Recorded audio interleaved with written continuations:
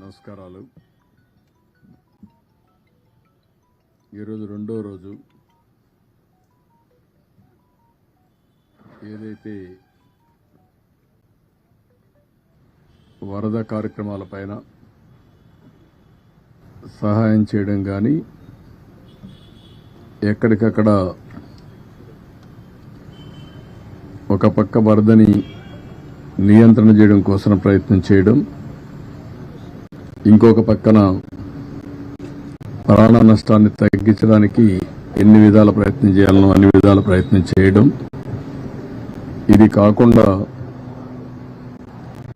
వాళ్ళందరినీ పునరావాసం కానీ ఇమ్మీడియట్గా వారికి కావాల్సినటువంటి నిత్యావసర వస్తువులన్నీ కూడా ఫుడ్ ఎట్టే విధంగా సప్లై చేయాలని చేయడం కోసం ప్రయత్నం చేశాం. నిన్న ఈవినింగ్ ఏదైతే బుడమేరు, ఈరోజు సింగ్ నగర్ పూర్తిగా మునిగిపోవడానికి కారణం బుడమేరు.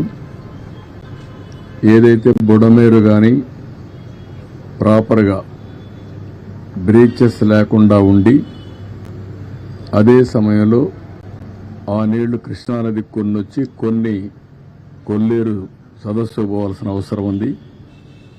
కొల్లేరుకు పోవలసిన నీళ్లు ప్రీవియస్ గవర్నమెంట్ హయాంలో 2 పెద్ద బ్రీచెస్ వాడడం, ఆ బ్రీచెస్ నేను వచ్చి కూడా 80 రోజులే అయింది. ఈ 80 రోజుల్లో నోటీస్ చేయలేకపోవడం, దానివల్ల ఈ ప్రమాదం వచ్చే పరిస్థితి వచ్చింది. ఇంకొక పక్కన కృష్ణా నదిలో కూడా దగ్గర చరిత్రలో ఎప్పుడూ రాని విధంగా 11,45,000 క్యూసెక్స్ ఆఫ్ వాటర్ వచ్చింది. కృష్ణా నది డిజైన్ చేసింది ఈ యొక్క గేట్స్ అయితే ప్రకాశం బ్యారేజ్లో 11,90,000కు డిజైన్ చేశారు. ఫుల్ కెపాసిటీ 11,90,000 టేకప్ తీసుకుంటుంది. ఈరోజు మనకు వచ్చింది 11,43,000 వచ్చింది. ఇది historic record, first of it's kind. చరిత్రలో ప్రకాశం బ్యారేజ్ కట్టిన తర్వాత ఇంత పెద్ద ఎత్తున వరద రావడం అనేది మొదటిసారి. ఒకసారి 2009లో వచ్చింది, అప్పుడు వచ్చింది 10,90,000. ఈసారి 11,43,000 వచ్చే పరిస్థితి వచ్చింది. ఇది దానివల్ల కూడా మీరు ఒకసారి చూస్తే భవానీపురంలో ఏదైతే రోడ్డు క్రాస్ అయ్యి అక్కడి నుంచి స్వాతి థియేటర్ ఇవన్నీ కూడా ఆ ఏరియా సబ్మర్జ్ అయ్యే పరిస్థితి వచ్చింది. అదే సమయంలో ప్రికాషన్ తీసుకున్నటువంటి కృష్ణ లంకలో ఒక పక్క నేనున్నప్పుడు ఒక వాల్ కట్టాం. తర్వాత అక్కడ మున్సిపల్ కార్పొరేషన్ ఆ ట్రీట్మెంట్ ప్లాంట్ పెట్టి దాని మీద నీళ్లు రాకుండా ఉండడానికి ఒక వాల్ కట్టారు. అప్పుడు మేము కట్టింది 18 అడుగులు కట్టాం, వాళ్ళు కట్టింది 14 అడుగులు కట్టారు. దాని పక్కన కొత్త గవర్నమెంట్ వచ్చినాక కట్టారు. ఏదైతే 14 అడుగులు కట్టారో ఆ 14 అడుగులు పొంగి కృష్ణా నుంచి నీళ్లన్నీ కూడా కృష్ణ లంకలోకి వచ్చే పరిస్థితికి వచ్చాయి. ఇది ఎప్పుడు కూడా ఊహించని పరిణామం. ఇంకొక పక్కన ఏదైతే ఈరోజు భవానీపురంలో స్వాతి థియేటర్ ద్వారా వచ్చే నీళ్లన్నీ మళ్ళీ ఆ నీళ్లని కూడా వ్యాంబే కాలనీకి ఇవన్నీ వచ్చేసి మొత్తం కలిసిపోయే పరిస్థితి వచ్చింది. ఇది ఏ విధంగా హ్యాండిల్ చేయాలనో అన్ని విధాల ప్రయత్నం చేశాం. కానీ ఈరోజు ఏదైతే వాటర్ రిసీడ్ అయిన తర్వాత కృష్ణా నుంచి అక్కడ భవానీపురంకి వచ్చే నీళ్లు తగ్గాయి, ఓవర్ఫ్లో తగ్గింది, అది కంట్రోల్ అయింది. కృష్ణా లంకలో కూడా కంట్రోల్ అయ్యే పరిస్థితి వచ్చింది.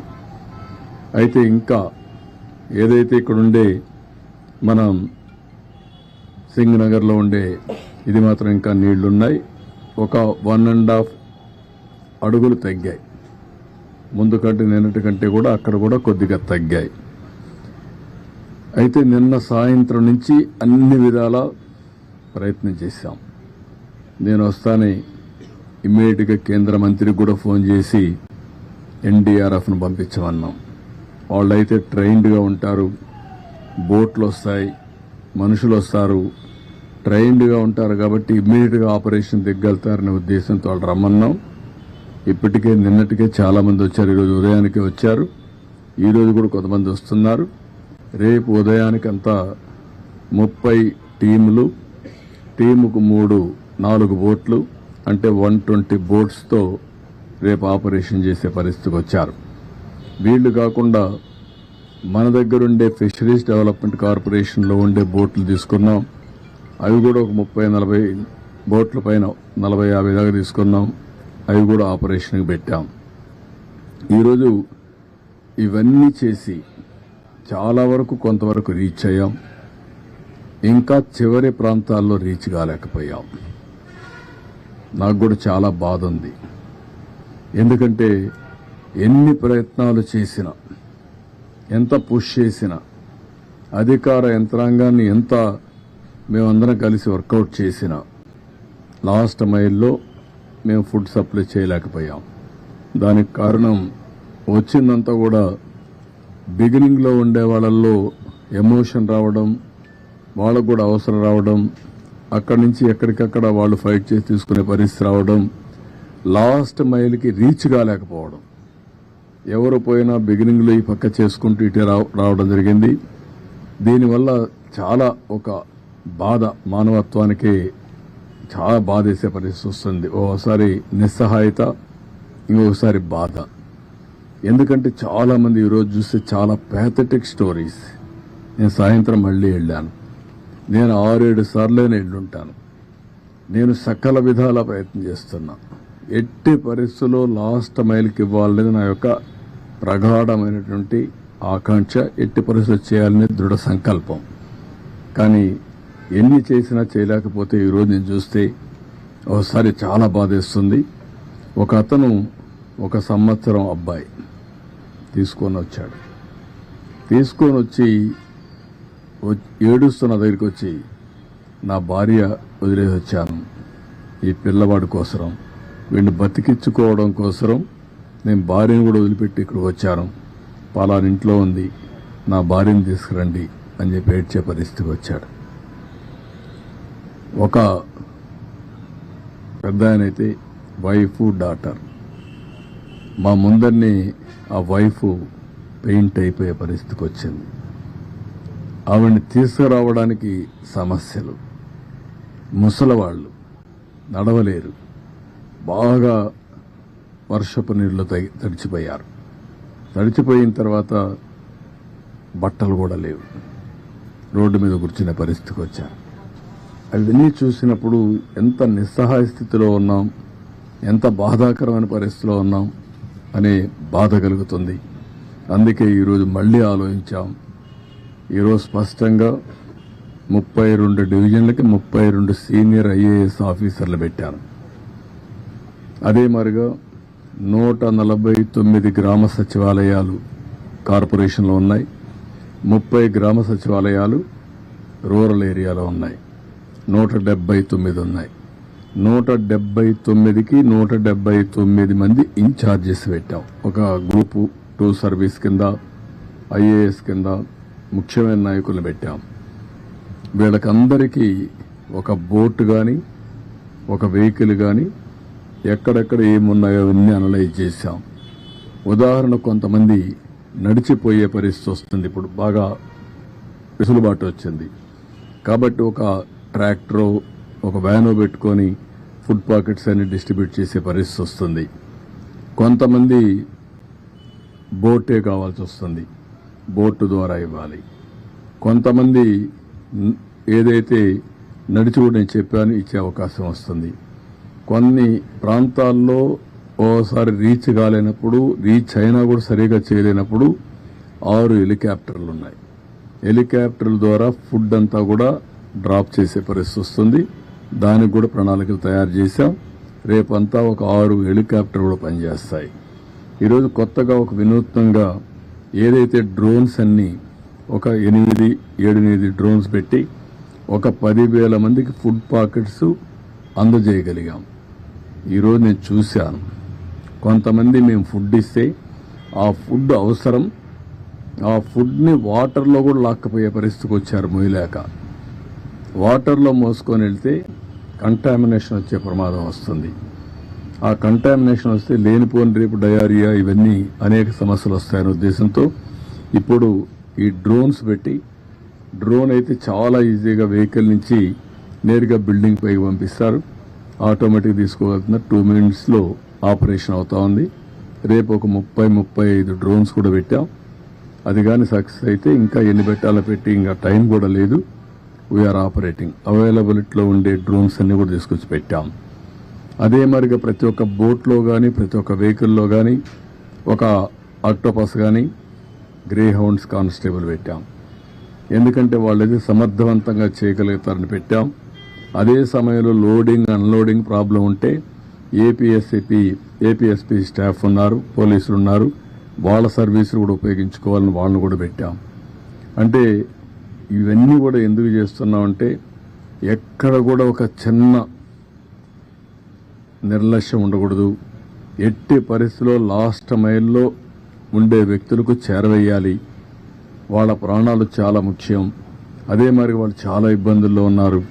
నేను చూసినప్పుడు అనిపిస్తుంది, డబ్బులుండేవాళ్ళు, డబ్బులు లేని వాళ్ళు, చదువుకున్న వాళ్ళు, చదువుకోలేని వాళ్ళు, ఏ ఏజ్ ఉన్నా ప్రతి ఒక్కరు అందరూ సమానమైపోయే పరిస్థితికి వచ్చారు. దీనావస్థలో ఉన్నారు. కడుపు నిండితే చాలని బాధపడుతున్నారు. కనీసం నీళ్లు కూడా దొరకకుండా నీళ్లు ఇస్తే అది అమృతంగా భావించే పరిస్థితిలో ఉన్నారు. అవి చూసినప్పుడు బాధ్యత పెరుగుతుంది. నేను ఆ మాటే చెప్పాను మా ఆఫీసర్లకు అందరికీ. ఈరోజు ఈ కష్టకాలంలో ఉన్నప్పుడు మనందరి మీద ఒక గురుతరమైన బాధ్యత ఉంది. మీరు ఆ పని చేయండి. నాకు రాత్రికి రేపు ఎల్లుండి 3 days మాత్రం రాజీ లేదు. 0 tolerance. అందరం కలిసి పనిచేయాలి. ఎక్కడ కూడా ఏమాత్రం కూడా అశ్రద్ధ వహించడం, నిర్లక్ష్యంగా ఉండడం, కష్టాల్లో ఉండే వాళ్ళతో మాట్లాడే విధానం కూడా చాలా ఇంపార్టెంట్. ఒకసారి ఎమోషనల్గా మాట్లాడతారు, హిస్టీరిక్గా మాట్లాడతారు. ఎందుకంటే నిన్నటి నుంచి భోజనం లేదు, కళ్ళ ముందర పిల్లలకు భోజనం పెట్టలేకపోయారు, పేషెంట్లుగా ఉండే పేరెంట్స్ని చూసుకోలేకపోయారు. అవన్నీ చూసినప్పుడు ఎవరికైనా కోపం వస్తుంది, బీపీ పెరుగుతుంది, ఆవేశం వస్తుంది. అలాంటి సమయంలో మనం వాళ్ళని సముదాయించాలి, ఎప్పటికప్పుడు వాళ్ళకి గౌరవించాలి. వాళ్ళు గట్టిగా మాట్లాడినా మీరు వాళ్ళని ఏ విధంగా మెప్పించాలనో మెప్పించి మనం ఏం చేయాలో చేయాలని చెప్పి కూడా చాలా స్పష్టంగా చెప్పాను. మా వాళ్ళు కూడా చేస్తారని చెప్పి ఆశిస్తున్నా. నేను సర్వేలు కూడా కండక్ట్ చేసుకుంటున్నా. ఎక్కడికక్కడ ప్రజాభిప్రాయాన్ని మేము ఇచ్చినట్టు చేరాయా లేదా అని కూడా అడుగుతున్నాం. దానివల్ల కూడా నాకు సమాచారం వస్తుంది. ఆ సమాచారాన్ని బేస్ చేసుకుని మళ్ళీ అక్కడ పంపించవలసిన నిత్యావసర వస్తువులన్నీ పంపిస్తాం. ఇది phase 1లో మేము చేసే కార్యక్రమం. ఇది అయిన తర్వాత ఎక్కడికక్కడ శానిటేషన్, ఇప్పటి నుంచే శానిటేషన్ పైన కూడా శ్రద్ధ పెట్టాల్సిన అవసరం ఉంది. కొన్ని ప్రాంతాల్లో ఒకరిద్దరు చనిపోయారు కూడా అంటున్నారు. దాన్ని కూడా, ఎందుకంటే నిన్న ఈరోజు ఈ నీళ్ళల్లో ఓసారి బయట వచ్చినప్పుడు కానీ అలాంటప్పుడు ఒకరిద్దరు చనిపోయి ఉంటే అవన్నీ కూడా అకౌంట్ ఫర్ చేయాల్సిన అవసరం ఉంది. దానిపైన కూడా శ్రద్ధ పెడతాం. ఇవన్నీ చేస్తూనే శానిటేషన్ కంప్లీట్ చేసి వాళ్లకు పునరావాసం చేయడానికి మళ్ళీ ఏం చేయాలనో అవి కూడా ఫైనలైజ్ చేస్తాం. దాన్ని కూడా తొందరగా కంప్లీట్ చేసి ఈ టీంతోనే టోటల్గా మళ్ళీ వాళ్ళకు ఒక నమ్మకం ఇచ్చి, మళ్ళీ ఒక భరోసా ఇచ్చి వాళ్ళందరినీ కూడా ఏ విధంగా ఆదుకోవాలని ఆదుకున్న తర్వాతనే ఇక్కడి నుంచి కదలబోతున్నాం. ఇది ఈరోజు కార్యక్రమం. కానీ ఏమీ తెలియని నాయకులు కనీసం వీళ్ళ పీరియడ్లో ఆ రోజు ఏదైతే మనం ఈ డ్రైన్, బుడమేరు డ్రైన్ కనీసం బ్రీచ్ అయింది కూడా తెలియదు. బుడమేరుకు గేట్లు ఉన్నాయని మాట్లాడతారు. వీళ్ళు ఎట్లా సీఎంలు అయ్యారని నాకైతే అర్థం కాదు. అది నేరుగా వస్తుంది. దానికి కాలువలో వచ్చి పోతే కృష్ణాకి వెళ్తుంది. అది కూడా తెలిసి ఉండదు. లేకపోతే కొల్లేరుకు పోతుంది. తెలియాలని లేదు, కనీసం తెలుసుకోవాలని ఉండాలి. అది కూడా తెలియకుండా మాట్లాడే పరిస్థితి. ఇంకొక పక్క మా ఇల్లు కాపాడుకోవడానికి బుడమేరుకు నీళ్లు పంపించామంట. ఏం మాట్లాడతారండి? ఎంత అజ్ఞానం, లేకపోతే విచ్చలవిడితనం. ఏది చెప్పినా నమ్మతారని, ఏదో ఒకటి వాగితే ఏమీ చేయలేదని. వచ్చింది వర్షాలు నిన్న రాత్రి జరిగింది. తెల్లవారే కొందుకు అందరం పరిగెత్తి ఎక్కడెక్కడుందో అన్ని జిల్లాల్లో కూడా ఫుడ్ పాకెట్స్ తయారు చేసి కొన్ని ఎయిర్ లిఫ్ట్ తీస్తున్నాం, కొన్ని తెప్పిస్తున్నాం. ఇక్కడ హోటలర్స్ అందరికీ చెప్పాను, ఇది మీ బాధ్యత. గవర్నమెంట్ ఈరోజు మేము డిమాండ్ చేస్తున్నాం, కమాండ్ చేస్తున్నాం, ఆదేశాలు ఇస్తున్నాం. ఎవ్వరికి ఎగ్జామ్షన్ లేదు. మీరు ఇన్ని లక్షల పాకెట్లు చేయాలంటే చేయాల్సిందే. మీరు సప్లై చేయమని ఆదేశాలు ఇచ్చాం. ఎందుకు? దేనికోసరం? ఇది పబ్లిక్ ఇంట్రెస్ట్. ఇది మా ఇంట్రెస్ట్ కాదు. ఒక పబ్లిక్ ఇంట్రెస్ట్ అయినప్పుడు, ప్రజలు ఇబ్బందుల్లో ఉన్నప్పుడు ప్రభుత్వానికి ఒక విస్తృతమైన అధికారాలు ఉన్నాయి. ఎంతవరకు హ్యూమన్లీ పాసిబులో అన్నీ చేస్తున్నాం. బోర్డ్స్ తెప్పించాం, మనుషులు తెప్పించాం, ఫుడ్ అంతా సప్లై చేయించాం. సెక్రటరియేట్ మొత్తం ఈరోజు మీరు చూస్తే కలెక్టరేట్ని సెక్రటరియేట్గా చేసుకుని చీఫ్ సెక్రటరీ మొదలుకొని చీఫ్ మినిస్టర్ మొదలుకొని ఇక్కడే ఉన్నాం. దాన్ని కూడా వక్రీకరించి మాట్లాడే పరిస్థితికి వస్తున్నారు. వీళ్ళకు బాధ్యత లేదు, నాకు బాధ్యత ఉంది. హరికేన్ తుఫాన్ 96-97 రాజమండ్రి ఆర్డీఓ ఆఫీస్ని సెక్రటరియట్గా చేసుకుని ఆల్ సెక్రటరీస్ని రమ్మని వారంలో మళ్లీ అన్ని పనులు పూర్తి చేసి నార్మల్సీ తెచ్చిన తర్వాతనే హైదరాబాద్కి వెళ్ళాను. ఆ రోజు మొత్తం మీరు చూస్తే 21 సీట్లుంటే 99 ఎలక్షన్లో 20 సీట్లు మేము గెలిచాం. అదే విశాఖపట్నం ఉద్హూద్. నేరుగా నేను విశాఖపట్నం ఉద్హూద్ తుఫాను వచ్చినప్పుడు వచ్చి అక్కడే ఉండి అసాధ్యం అనుకునే దాన్ని ఒక వారంలో సాధ్యం చేశాం. ఎవరు మెషర్ చేసినా ప్రీ హుదూద్, పోస్ట్ హుదూద్ అని విశాఖపట్నాన్ని అభివర్ణించే పరిస్థితికి వచ్చారు. అందుకే లాస్ట్ ఎలక్షన్లో 4 సీట్లు గెలిచాం. ఈసారి అతిపెద్ద మెజార్టీతో గెలిచాం. తిత్లీ అక్కడే ఉన్నాం. ఆ రోజు కూడా సెక్రటరియట్ పండగలున్నా కూడా కాదని అక్కడ ఉన్నాం. 5 ఏళ్లు అంటే ప్రభుత్వం మంత్రి కానీ ముఖ్యమంత్రి కానీ ఎవరైనా సరే ఒక్కరోజు ఫీల్డ్కి వచ్చారా? ఒక్కరోజు వచ్చాడు ఫీల్డ్కి. అది కూడా రెడ్ కార్పెట్ వేసి పెద్ద ఎత్తున ఫీల్డ్ విజిట్ చేశాడు. మామూలు కార్పెట్ వేసుకొని ఫీల్డ్ విజిట్. ఇప్పుడు పాపం విధి లేని పరిస్థితిలో బురదలో దిగాడు. ఎందుకు? దిగకపోతే గతి లేదు కాబట్టి. ఏంటి రాజకీయాలు, చెత్త రాజకీయాలు? ఏం మాట్లాడుతున్నారు మీరు? మీరు మాకు తుఫాన్ గురించి, సైక్లోన్ గురించి, డిజాస్టర్ గురించి మాట్లాడే పరిస్థితి మీకుందా? తెలుగుదేశం పార్టీ ఎప్పుడు కూడా ఒక బాధ్యత కలిగిన పార్టీ.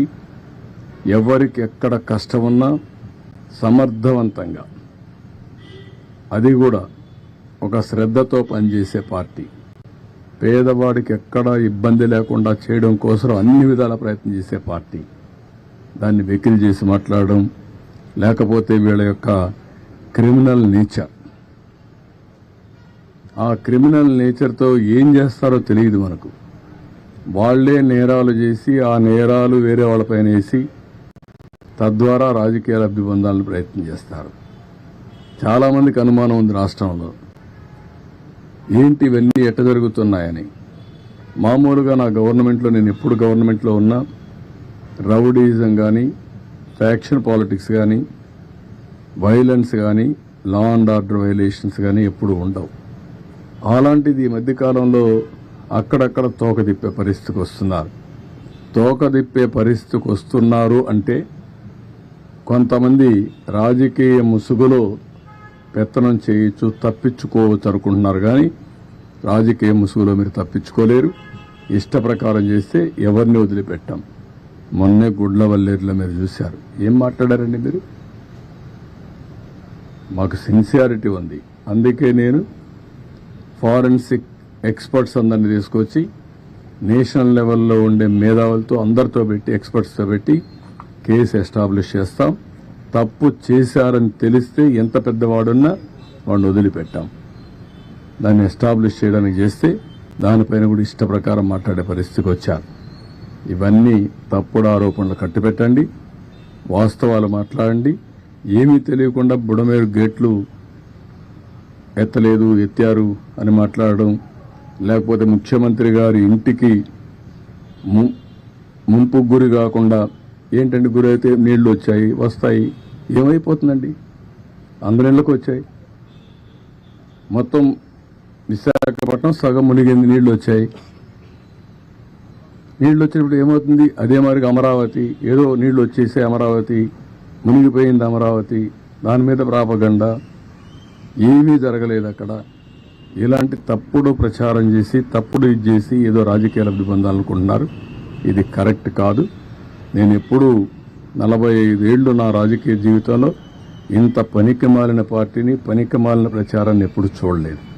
ఏది ఏమైనా తెలుగుదేశం పార్టీ చాలా స్పష్టంగా ఉంటాం. ఎక్కడికక్కడ ఇలాంటి తప్పుడు ప్రచారాల్ని ఖండిస్తూ ఎవరైనా సరే నేరాలు చేసి రాజకీయ లబ్ధి పొందాలనుకుంటే మాత్రం చాలా స్పష్టంగా ఉంటాం. ఆ విషయం గుర్తుపెట్టుకోవాల్సి హెచ్చరిస్తున్నాం. ఎవరికి ఇవ్వాలి ఇన్ఫర్మేషన్ తెలియదా? గేట్లు ఎత్తడంలో ఇన్ఫర్మేషన్ ఇవ్వలేదా? ఏ గేట్లు ఎత్తేప్పుడు ఇన్ఫర్మేషన్ ఇవ్వాలి? ఫస్ట్ నుంచి ఎవ్రీడే మీరు, నేను, ప్రజలు అందరికీ, రైతులకు ఇన్ఫర్మేషన్ ఇవ్వలేదా? ఆల్ ప్రాజెక్ట్స్ని జాగ్రత్తగా మేనేజ్ చేస్తూ ఏ ప్రాజెక్టులో ఎంత వాటర్ ఉందని చెప్పలేదా? పైన ఎంతెంత వాటర్ వస్తుందని ఎప్పటికప్పుడు చెప్పలేదా? ఏ రోజు జరిగింది? లాస్ట్ డే ఏదైతే మన సైక్లోన్ క్రాస్ అయ్యేది శ్రీకాకుళంలో, కళింగపట్నంలో క్రాస్ అవుతుందనుకుని అక్కడే క్రాస్ అయింది. క్రాస్ అయిన తర్వాత ఈ రెయిన్ఫాల్ అంతా కళింగపట్నంలో పడుతుంది అనుకుంటే అంత మునుపంతా రెయిన్ అంతా పడింది గుంటూరు, కృష్ణాలో పడింది. ఆ తర్వాత ఖమ్మం, నల్గొండలో పడింది. నల్గొండ, ఖమ్మంలో పడింది. మళ్ళా ఎక్కడికి వచ్చింది? నేరుగా ప్రకాశంకి వచ్చింది. ఈ మన బుడమేరు కానీ పక్కనుండే ఇంకా కొన్ని డ్రైన్స్ కానీ అన్నిట్లో నీళ్లు వచ్చాయి. దాంట్లో వచ్చిన అడిషనల్గా వచ్చే వాటర్ ఇది శ్రీశైలం అప్పటికే నిండిపోయింది, నాగార్జునసాగర్ నిండింది, పులిచింతలు నిండింది. అక్కడి నుంచి హెవీ రెయిన్ఫాల్తో ఆయన్ని వచ్చాయి. ప్లస్ ఇక్కడ పడిన వర్షంతో ఈ నీళ్లు వచ్చాయి. ఇక్కడ ఎక్కువ వర్షం పడింది, లోకల్ క్యాచ్మెంట్లో నీళ్లు వచ్చాయి. ఆల్ ఆఫ్ ఏ సడన్ కమ్ముకొని వచ్చి వీళ్ళు చేసిన తప్పుడు పని, మానవ తప్పిదం. ఆ రోజు వీళ్ళు బ్రీచ్ చేసింది కానీ మేము కానీ చెక్ చేసుకోనుంటే ఆ బ్రీచెస్ క్లోజ్ చేసుంటే ఇప్పుడు ఈ నీళ్ళు వచ్చే పరిస్థితి లేదు. ఇది నువ్వు అనలైజ్ చేసుకొని మాట్లాడాలా, తెలియకపోతే నేర్చుకొని మాట్లాడాలా. ఏదంటే ఇది మాట్లాడతాను, ఏదో ఇన్ఫర్మేషన్. ఏమి ఇన్ఫర్మేషన్ అది? ఈరోజు నిన్న జరిగితే ఈరోజు అన్ని జిల్లాల్లో కూడా వండించి తీసుకొచ్చి 3,50,000 మందికి ఇప్పటికి తిండి పెట్టాం. ఇంకొక 1,00,000 మందికి పెడతాం. ఇప్పుడు రాత్రికి కూడా ఇస్తున్నాం. ఎక్కడ చేయలేదంటే రెడీనెస్ రాత్రికి ఇప్పుడే కదండి. రాత్రి జరిగితే తెల్లవారే కొందికి ఒక 120 బోట్లు తెప్పించామే. ఎక్కడి నుంచి వచ్చే బోట్లు, ఎక్కడి నుంచి ఆపరేట్ చేస్తాం మీరు చూడలేదా? మరి అక్కడి నుంచి మొత్తం ఫుడ్ అంతా కూడా తీసుకెళ్ళాం, ప్రొక్యూర్ చేసాం. అది ఒక బాధ్యత. మేము వీళ్ళ కోసం అపోజిషన్ ఇచ్చేలా ఒక బాధ్యతకం చేసాం. అవన్నీ ముందుకు వచ్చాం.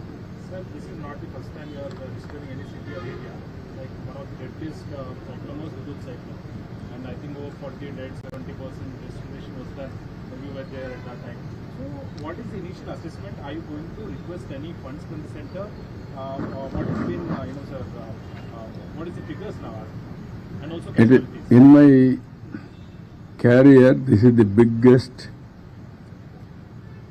disaster.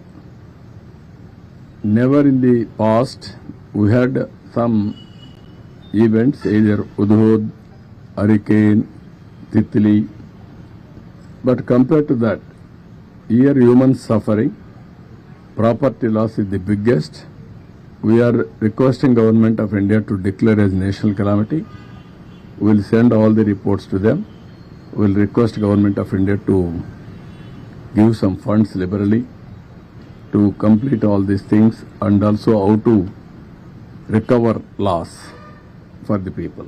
Any figures, sir? Tomorrow, day after tomorrow, I will give you. Even there is a huge loss of crop, and also some more assets, even private assets and public assets. All these things will estimate. We will send it to Government of India at the earliest. That's why first I reported to Home Minister. I seek his assistance, and also I requested PM. He also responded positively. Both I have briefed them. Next step is we request them to help us. Sir Budameru కంట్రోల్లోకి వచ్చినట్టుగానే భావించాలి sir మొత్తం ఎంతమంది yeah water అయితే స్లోగా తగ్గుతుంది. ఇప్పటికే 1.5 feet తగ్గింది. రాత్రికి ఇంకా తగ్గచ్చు. ఇక్కడ కూడా మీరు చూస్తే 11,20,000 క్యూసిక్స్ వచ్చాం 8 o'clockకి. ఇప్పుడు ఇంకా తగ్గుతుంది. కాబట్టి కృష్ణా నదిలో కూడా తగ్గింది, బుడమేరు కూడా తగ్గుతా ఉంది. అందుకని సిటీ కూడా కొద్దిగా ఈజ్ అవుట్ అవుతా ఉంది. రేపు ఎల్లుంటికి ఈ సింగ్ నగర్ కానీ పరిసరాల్లో కానీ నీళ్లు బాగా తగ్గితే ఈజ్ అవుట్ అయిపోతుంది. We're working on that. రసం బ్యారేజ్ గేట్లకు ఏదో ప్రమాదం వాటిల్లని సోషల్ మీడియాలో ప్రచారం చేస్తున్నారు. దానివల్ల ప్రజలు ఆందోళన. అలాగే అమరావతి కూడా పక్కన మునిగిపోయింది, రాజధాని అమరావతిలో కూడా మొత్తం ఏదైతే అనుకున్న ప్రచారం జరిగింది. నేనేమంటానంటే రెండు విషయాల్లో కూడా క్రిమినల్స్ కొంతమంది ఈ రాష్ట్రంలో ఉంటే, వాళ్ళు రాజకీయాల్లో ఉంటే ప్రజలకు కూడా ఎవ్రీడే అనుమానాలు వస్తాయి. నాకు కూడా అనుమానం వస్తా ఉంది. 2 బోట్లు వచ్చే చూశాను, ఎక్కడి నుంచి వచ్చే తెలియదు. వచ్చి నేరుగా ప్రకాశం బ్యారేజ్ని ఢీకొన్నాయి. ఆ ప్రవాహంలో ఒక విధంగా ఆలోచిస్తే అది ప్రమాదమే, కానీ అది ఎక్కడ హిట్ చేయాలని అక్కడ హిట్ చేయకుండా వేరే ప్రాంతంలో హిట్ చేసింది కాబట్టి కొంతవరకు సేఫ్ అయింది. ఇప్పుడు దాన్ని కన్నయ్య నాయుడు ఈరోజు వచ్చి చూశాడు. ఏ విధంగా చేయాలి, ఎట్లా సేఫ్టీ ఆఫ్ ది ప్రాజెక్ట్ కాపాడుకోవాలనో కాపాడుకునే పరిస్థితి వస్తుంది. ఇప్పుడు చాలామంది దాని మీద దీంట్లో కూడా కుట్ర ఉందని అనుమానించే పరిస్థితికి వచ్చారు. ప్రైమా ఫేసి నేను ఆలోచించలేదు, కానీ ఒకసారి వివేకానంద రెడ్డి మర్డర్ చేసి గుండెపోటని చెప్పగలిగిన వాళ్ళు ఇలాంటివి కూడా చేయొచ్చేమో. వి కెనాట్ ఇది. ఈరోజు రేపల్లి ఏదైతే బండ్ ఉందో అక్కడ పెట్రోలింగ్ పెట్టే పరిస్థితికి వచ్చాం ఈ దొంగల కోసం, నేరస్తులతో. ఎప్పుడన్నా ఆలోచించామంటే పెట్రోలింగ్ పెట్టాలని? నాకెప్పుడు లేదు. 1-2 సార్లు పెట్రోలింగ్ ఎందుకు పెట్టానంటే, నాగార్ సాగర్ లెఫ్ట్ మెయిన్ కెనాల్లో రైతులు నీళ్లు రానియకుండా ఉంటే సమైక్య ఆంధ్రప్రదేశ్లో ముఖ్యమంత్రిగా చివరి భూములకు నీళ్లు తేవడానికి పెట్రోలింగ్ పెట్టి డిఎస్పీని ఆర్డీఓని పెట్టి నీళ్లు తీసుకొచ్చాను. నవ్ క్రిమినల్స్ ఎవరైనా కానీ బ్రీచెస్ చేస్తారేమో అనే భయంతో ఇప్పుడు పెట్రోలింగ్ పెట్టమని చెప్పాను నేను డీజీపీకి, ఇప్పుడు సిఎస్కి ఇద్దరికి. What is the fate? Amaravati ఎందుకు పనిగట్టుకొని మీరు ప్రచారం చేస్తున్నారు మునిగిపోయిందని? మీరు చూడండి, ఒక విష ప్రచారం వైఎస్ఆర్ కాంగ్రెస్ పార్టీ దానికి సంబంధించిన బ్లూ మీడియాలోనే స్టార్ట్ అవుతున్నాయి. ఇదే పని పెట్టుకున్నారు. ఇదే పని పెట్టుకొని ప్రతి ఒక్క దాన్ని విష ప్రచారం చేస్తూ మభ్యపెట్టే విధంగా చేసే పరిస్థితి వచ్చారు. కొన్ని ఇక్కడ ఇంకా ఎస్టాబ్లిష్ చేయలేదు, కానీ అనుమానం వచ్చే పరిస్థితి కూడా వస్తుంది. కానీ ఎవరిని వదిలిపెట్టను, చాలా ఫర్మ్గా ఉంటాం. గుడ్ల వల్లేర్లు ఏంటండి మీ పని? సిగ్గుందా మీకు? 300 వీడియోలు ఉన్నాయా? ఇవన్నీ తీశారా? అన్ని యూనివర్సిటీలో తీస్తున్నారా? ఎవరు చెప్పాడు మీకు? అంటే ఆ పిల్లల భవిష్యత్తు అవసరం లేదు మీకు? ఓసారి అక్కడ జరిగిన సంఘటన పట్ల పిల్లలు ఆవేశంగా ఉన్నారు. ఆవేశంగా ఉంటే రాజకీయ నాయకుడిగా, ఒక ఎల్డర్లుగా నా బాధ్యత ఏంటి? ఆ పిల్లల్ని మెప్పించి ఏం జరిగిందో జరగలేదో అన్ని ఎస్టాబ్లిష్ చేసి, జరిగితే కఠినంగా శిక్షించి, జరగకపోతే జరగలేదని చెప్పి వాళ్ళల్లో మనోధైర్యాన్ని నింపవలసిన మేము 300 వీడియోలు తీసేశారని చెప్పి ఆ 300 వీడియోలు ఉన్నాయని దేశం అంతా పంపించి డిగ్నిఫైడ్గా ఉండే ఇన్ఫ్లుయెన్సర్ కూడా పెట్టిస్తారా మీరు? ఏమనుకుంటున్నారు మీరు? ఒళ్ళు దగ్గర పెట్టుకోవాలా. ఆడపిల్ల శీలాన్ని లెక్కలేని విధంగా మీ ఒక్కొక్కరు మనం చూస్తున్న ఆ పార్టీలో ఎలాంటి చరిత్రహీనులు ఉన్నారు. ఆడబిడ్డల పట్ల ఎంత దారుణంగా ప్రవర్తించే ఉన్నారు మనం చూసాం. కనీసం వాళ్ళపైన యాక్షన్ తీసుకోకుండా ఏమీ లేనిది ఇక్కడ నెపమేసి ఆడబిడ్డల భవిష్యత్తుని అంధకారంలో పెట్టే పరిస్థితికి వస్తున్నారు. కబద్దారు గుర్తుపెట్టుకోండి. అందుకే నేను ఒక టాప్ లెవెల్ ఎక్స్పర్ట్స్ కమిటీ వేశాను, పోలీస్ ఆఫీసర్లు వేశాను. నిగ్గుదేలుస్తాం. అది నిగ్గుదేల్చడమే కాదు, ఆ తర్వాత ఇలాంటి తప్పుడు కేసులు పెట్టిన వాళ్ళు కూడా నోటీసులు చేంజ్ చేయాలో చేస్తాం.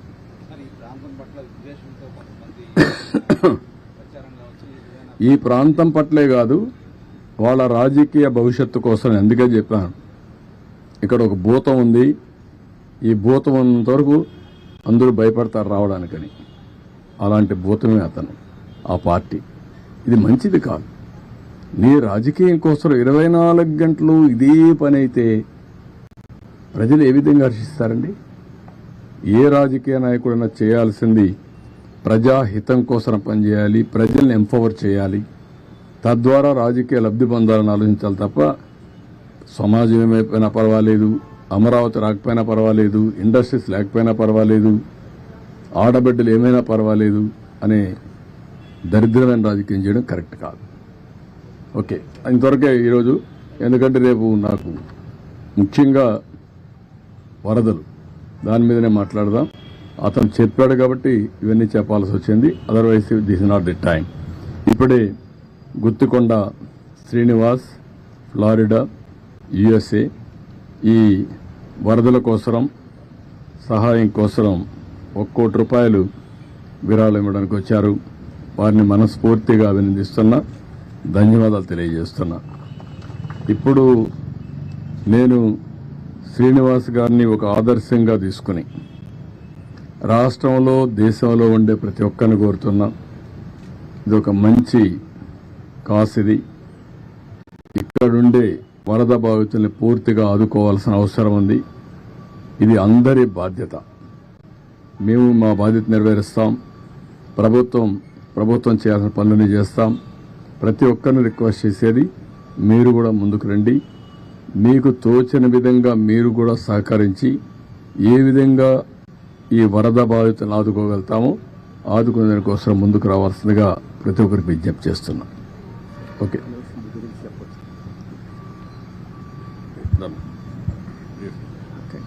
అందరికీ నమస్కారం అండి. ఈరోజు ఆంధ్ర రాష్ట్రంలో మన విజయవాడ నగరంలో జరిగిన ఘోరమైన విపత్తు 100 ఇయర్స్లో ఎప్పుడూ జరగలేదు. అటువంటి విపత్తు జరిగింది. దాదాపు 1,00,000 మంది వాటర్లో ఇరుక్కుపోయి ఉన్నారు. అందరినీ కూడా బయటికి తీసుకురావడానికి మన గౌరవనీయ ముఖ్యమంత్రి నారా చంద్రబాబు నాయుడు గారు అహర్నిశలో కృషి చేసి, ఇప్పుడు టైం 11:30 అయింది, ఇప్పుడు కూడా ఇక్కడే ఉండి ప్రెస్ మీట్ పెట్టి కలెక్టర్ గారి ఆవరణలో ఆయన డే అండ్ నైట్ వర్క్ చేస్తున్నారు. ఎస్టర్డే నేను 3 o'clock వరకు ఆయన పడుకోలేదు. మళ్ళీ మార్నింగ్ 5 o'clockకే లేచి ప్రెస్ మీట్ పెట్టి మంత్రులకి అంతా కూడా కాల్స్ అరేంజ్ చేసి డే అండ్ నైట్ కూడా ఆయన ఎంతో కృషి చేస్తున్నారు. ఆయన మన రాష్ట్రానికి ఒక విజనరీ లీడరే కాదు, క్రైసిస్ వచ్చినప్పుడు ఎట్టా హ్యాండిల్ చేయాలి, క్రైసిస్ మేనేజ్మెంటు ఆయనకి తెలిసినంత విధంగా దేశంలో ఏ లీడర్కి కూడా తెలవదని నా అపారమైన నమ్మకము, విశ్వాసము. మీరందరం కూడా మనం ఎంతో డబ్బు సంపాదించవచ్చు, కానీ ఆ డబ్బు ప్రాపర్గా యూటిలైజ్ చేసినప్పుడే దానికి సార్థకత వస్తుంది. అదే నేను నమ్ముతాను. తిత్లీ తుఫాన్లో కానీ హుదూద్ తుఫాన్లో కానీ నేను నా వంతు కృషి కూడా ఎంతో చేశాను. ఈ రోజు కూడా ఎస్టర్డే యాక్చువల్గా నేను యుఎస్ వెళ్ళాలి. ఇది జరిగిన ఇన్సిడెంట్ చూసి ఫ్లైట్ క్యాన్సిల్ చేసుకుని బ్యాక్ వచ్చి ముఖ్యమంత్రి గారు 74 years లో అంత కష్టపడి చేస్తున్నప్పుడు నా వంతు కృషి సార్కి అందించాలి అనే తపనతో నేను హైదరాబాద్ నుంచి ఫ్లైట్ క్యాన్సిల్ చేసుకుని బ్యాక్ వచ్చి ఈ రోజున ఈ సహాయం ఇవ్వడం జరిగింది. ముఖ్యమంత్రి గారు చాలా ధన్యవాదాలండి. మీకు చాలా బాగా చేస్తున్నారు. వీఆర్ ఆల్ బిహైండ్ యూ అండి. Thank you for our great support to Andhra Pradesh. Thank you. Guttikonda Srinivas అన్ని మంచి పనులు చేస్తూ ఉంటాడు. కాణిపాకం టెంపుల్ కూడా ఎంత ఖర్చు పెట్టారు? 18 కోట్లు. 18 కోట్లు ఖర్చు పెట్టి ఆ టెంపుల్ రినోవేషన్ కోసం బ్రహ్మాండంగా పనిచేశారు. ఇప్పుడు ఆ టెంపుల్ కూడా మంచి గుర్తింపు వచ్చింది. ఒక పక్క రిలీజియస్ స్పిరిచువల్ యాక్టివిటీసే కాకుండా ఎక్కడన్నా ఇలాంటి అవకాశాలు వచ్చినప్పుడు అందరికంటే ముందుంటున్నారు. వారిని మనస్ఫూర్తిగా ప్రభుత్వం తరపున అభినందిస్తున్నా. ధన్యవాదాలు. Thank you. Okay, thank you.